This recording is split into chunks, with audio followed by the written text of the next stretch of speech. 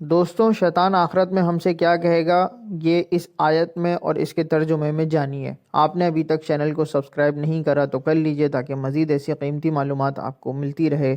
اپنا اور اپنے پیاروں کا بہت خیال رکھیے۔ جزاک اللہ۔ بسم اللہ الرحمن الرحیم۔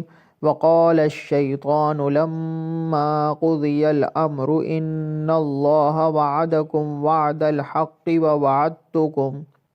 ووعدتکم فأخلفتکم وما كان لي عليكم من سلطان إلا أن دعوتكم فاستجبتم لي فلا تلوموني ولوموا أنفسكم۔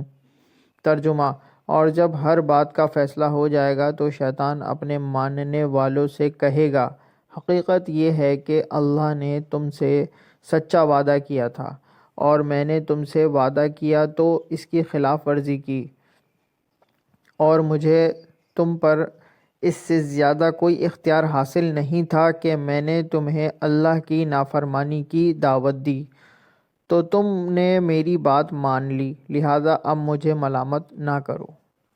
قرآن کی سورت نمبر 14 ہے، آیت نمبر ہے 22۔ اس کو صدقہ جاریہ سمجھ کے شیئر کیجئے۔ جزاک اللہ خیرہ۔